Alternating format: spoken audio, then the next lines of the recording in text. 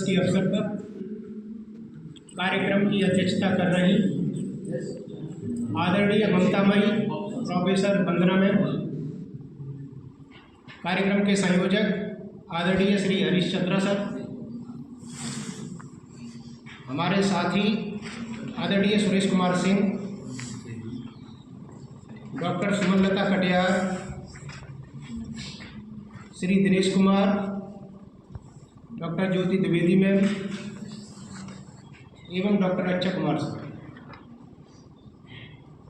जैसा कि आप लोगों ने बहुत ही अच्छी स्पीच दी है और हम जब बीएड में थे तो ऐसी स्पीच नहीं दे पाते थे और आप लोग दे लेते हैं, तो एक यह मनुष्य का उत्तरोत्तर विकास है। आदरणीय हरीशचंद्रा सर ने आपको 2-3 दिन पहले ही बता दिया था कि आपको स्वामी विवेकानंद के विषय में विभिन्न प्रकार की जानकारियाँ एकत्रित करनी है, उनके विषय में जानना है और जानना ही नहीं है अभी तो अपने जीवन में उतारना भी है।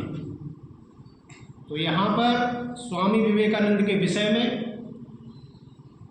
सभी विद्यार्थियों ने अपने अपने स्तर से विभिन्न प्रकार की जानकारियाँ इकट्ठी की और एक दूसरे के साथ साझा की।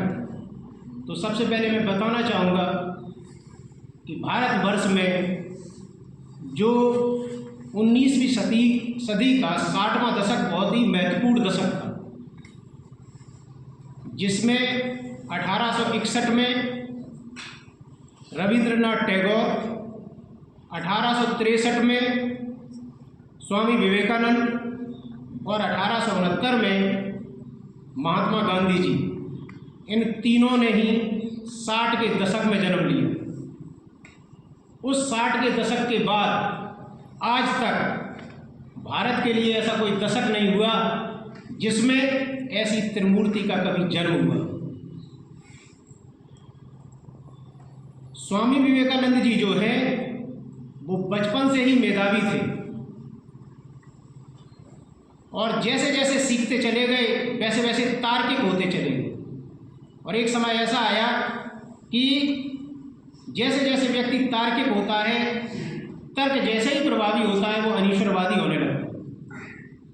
तो एक समय आया कि वो अनीश्वरवाद के आगे की तरफ बढ़ने लगे।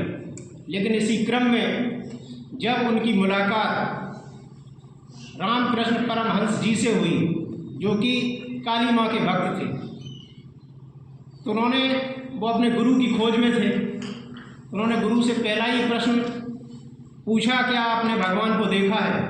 क्योंकि हर एक नास्तिक का यही प्रश्न होता है, क्योंकि वो भगवान की खोज में होता है।